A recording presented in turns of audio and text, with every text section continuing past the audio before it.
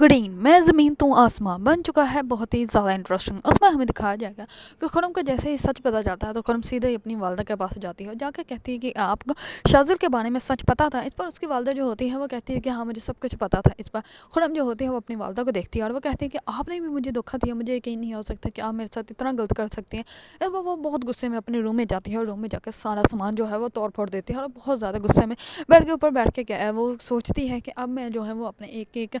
جو مجھے زخم دیا گیا, جو مجھے درد دیا گیا, اس کا میں ایک ایک بدلہ ان سے لے کے رہوں گی. دوسری طرف شازل کی کزن جو ہوتی ہے وہ جاتی ہے اپنے والد کے پاس اور جا کے جو ہے وہ ان کو کہتی ہے کہ آپ نے اپنی بیٹی کے ساتھ ہی صحیح کیا نا, آپ نے میرے ساتھ غلط کیا. اس پر وہ کہتا ہے کہ بیٹا تم ہی میری بیٹی ہو اور تو کوئی نہیں ہے میرا, تم ہی ہو. اس پر جو ہوتی ہے وہ کہتی ہے کہ نہیں, آپ جا کے سلطان انکل سے پوچھیں کہ آپ کی جو ہے وہ اصل بیٹی کون ہے. اس پر جو ہوتا ہے وہ بہت زیادہ حیران و پریشان ہو جاتا ہے اور وہ سیدھا سلطان کے پاس جاتا ہے, جا کے اس کے گربان کو پکڑ لیتا ہے اور وہ کہتا ہے کہ کہاں ہے میری بیٹی, کیا کیا ہے تم نے اس کے ساتھ. اس پر وہ کہتا ہے کہ خرم ہی تمہاری بیٹی اور اسی کو میں نے کچرا کنڈی میں پھینکا تھا اور آج جس کو شازل جو ہے وہ اپنی بیوی بنانا چاہتا ہے وہی تمہاری بیٹی خرم ہے. اس پر وہ بہت زیادہ حیران و پریشان ہو جاتا ہے کیونکہ اس نے کبھی سوچا بھی نہیں تھا کہ وہی میری بیٹی ہے خرم, جس کا جو ہے میں